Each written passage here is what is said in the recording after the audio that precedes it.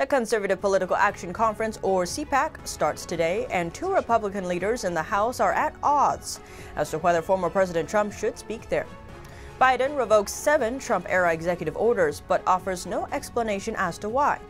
31 Democrats are calling for President Biden to relinquish his sole power to launch nuclear weapons, a power typically given to presidents alone. They are now asking Biden to introduce checks and balances. And the Australian Parliament on Thursday passed a new law designed to force Alphabet's Google and Facebook to pay media companies for content used on their platforms in reforms that could be replicated in other countries.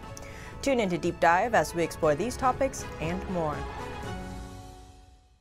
Hello and welcome. This is Deep Dive and I'm Tiffany Meier. The Conservative Political Action Conference, or CPAC, kicks off today. It's the biggest conservative gathering in the world. This year's theme is America Uncancelled. But even so, reports coming in that Twitter was flagging the site as unsafe. Former President Trump is set to speak on the last day of CPAC in Orlando, Florida this Sunday. There's mixed responses to whether or not he should speak. Things got rather tense at the end of a press conference on Wednesday. That's when a reporter asked the House Majority Leader Kevin McCarthy and Representative Liz Cheney about Trump speaking at CPAC this weekend. Do you believe President Trump should be speaking, or former President Trump should be speaking at CPAC this weekend? Yes, he should. Congresswoman Cheney?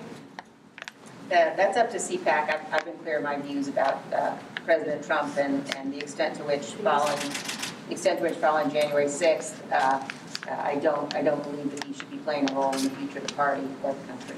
Cheney's response is consistent with her vote to impeach the former president.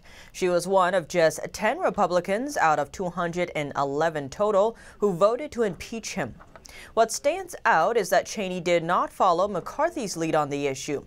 McCarthy had supported her when House Republicans voted on whether she could keep her high-ranking post as the party's conference chairwoman after she voted to impeach Trump.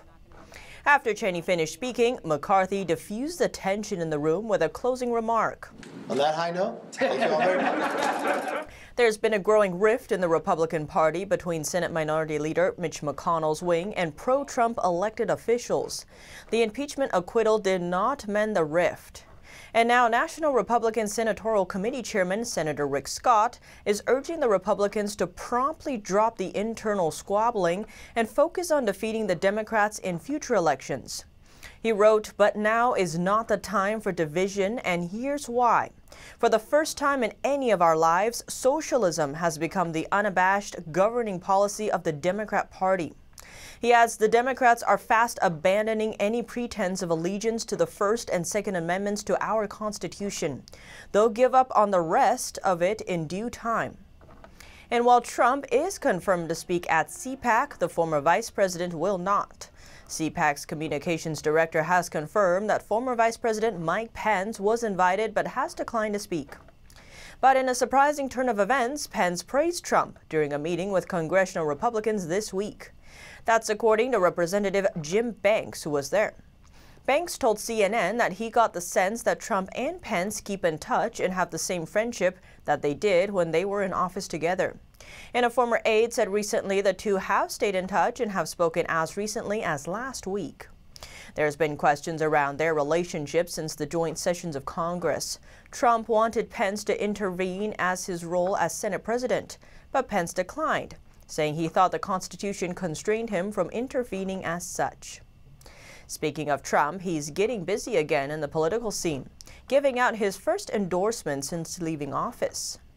He's backing Bob Paduchik for chair of the Republican Party of Ohio. Trump saying in a statement, Paduchik successfully ran his campaign in both 2016 and 2020. He went on to say Paduchik is outstanding in every way, saying he gives him his full and complete endorsement. He ended by saying Bob loves our country and the great state of Ohio. He will be an outstanding chairman. And the South Carolina Republican Party announced Tuesday that Trump is backing the state's GOP chairman Drew McKissick in his re-election bid. In a handwritten note, President Trump told Chairman McKissick he has his complete and total endorsement, adding, "Great job." McKissick has served as party chair since 2017. Trump previously said he'll back primary rivals who embrace the MAGA movement and his America First policy. His comments came in a blistering letter to Senate Majority Leader Mitch McConnell, where he said McConnell will never do what needs to be done or what is right for our country, adding the Republican Party won't win again if McConnell's in charge. His strongly worded letter comes after McConnell's comments on the Senate floor. While McConnell voted to acquit Trump in the impeachment trial, he said there's no question, none, that President Trump is practically and morally responsible for provoking the events of the day, as in January 6th. He also suggested Trump could face civil or criminal charges. Trump and his lawyers have denied that he incited any violence on January 6th. And now turning to the current administration, President Biden has signed another executive order. It reviews supply chains to address shortcomings and aims to reduce reliance on other countries. After a bipartisan meeting with lawmakers, President Biden signed an executive order on Wednesday to review the vulnerabilities of the American supply chain. Vice President Kamala Harris was also in the room. Biden mentioned the PPE shortages during the pandemic, saying that should have never happened, adding it will never happen again in the United States. The executive order will set up a 100-day review of supply chains in 4 product areas: computer chips, large capacity batteries, pharmaceuticals, and critical minerals, like rare earth material. The order will also issue a 1-year review of 6 key sectors. The sectors are defense, public health and biological preparedness, information and communications technology, transportation, energy, and food production. Senior Director for International Economics and Competitiveness, Peter Harrell, says the reviews will be modeled after the process the Defense Department uses. And he says taking a comprehensive approach will help address gaps in the supply chain. Harrell assured the public that the administration will take action after reviewing the reports. The Deputy Director of the National Economic Council says this order will make America more prepared to respond to challenges. She says the answer isn't to simply ramp up domestic production, because the vulnerability affects not just Americans, but others globally too. Biden said this will help create more domestic manufacturing and will partner with industry leaders, academia, and more to address supply shortages. And Biden also revoked 7 executive orders issued by Trump between 2017 and 2021. The White House offered no explanation for the revocation. One order, titled Core Principles for Regulating the United States Financial System, was one of the first executive actions Trump signed upon taking office. It set out the Trump administration's policy on financial regulation. Another was an April 2018 executive order that was titled Reducing Poverty in America by Promoting Opportunity and Economic Mobility. Trump's order directed the federal government to reform the welfare system around a set of core principles, including improving economic independence, targeting benefits for people with low incomes, and reducing, quote, wasteful spending by consolidating or eliminating federal programs that are duplicative or ineffective. Another one axed was a presidential memo that unshackled the Department of Defense from collective bargaining constraints in order to give the military maximum flexibility to, quote, cultivate a lethal, agile force adaptive to new technologies and posture changes. Another revoked one includes a COVID-19 executive order Trump issued that directed federal agencies to address the economic repercussions of the pandemic by, quote, rescinding, modifying, waiving, or providing exemptions from regulations which could imperil economic recovery.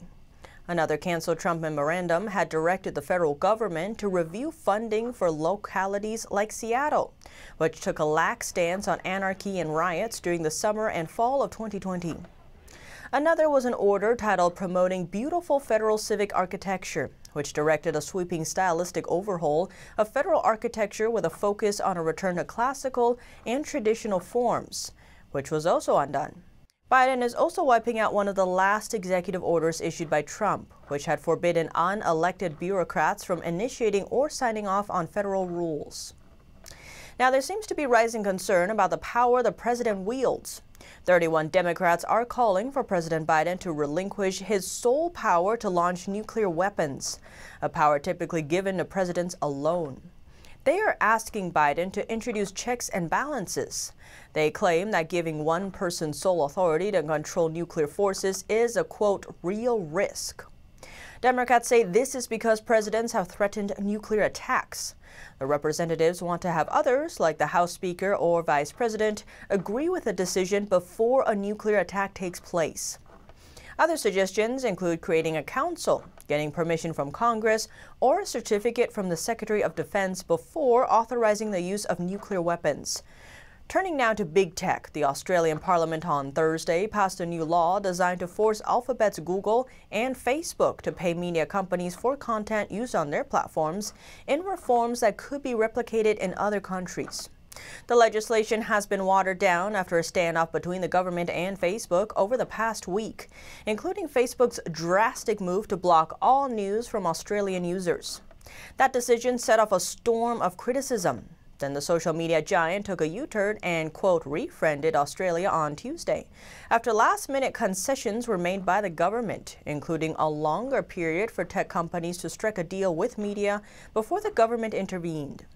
Treasurer Josh Frydenberg trumpeted the law's passage as a win for supporting independent journalism. He stated it was helping to sustain public interest journalism. Facebook has also claimed the media code's last-ditch changes as a victory. But not everyone is happy with the amendments. The changes let firms like Facebook and Google off the hook if they make so-called significant contribution to Australian media. Some lawmakers and publishers have warned that could unfairly leave smaller media companies out in the cold. For example, a fixed payment from Facebook or Google doesn't lead to more money invested in journalism by major media firms. When it was announced, Google and Facebook fiercely opposed the law. Since then, Google has struck deals with several firms, including Rupert Murdoch's News Corp. And this week, Australia's national broadcaster ABC and other TV networks said they were in talks with Facebook. Other world leaders have followed the saga closely as countries like Canada and Britain consider similar steps that may loosen big tech's grip on news. But what do you think? Let me know below. Thanks for tuning into Deep Dive. I'm Tiffany Meier, and see you soon.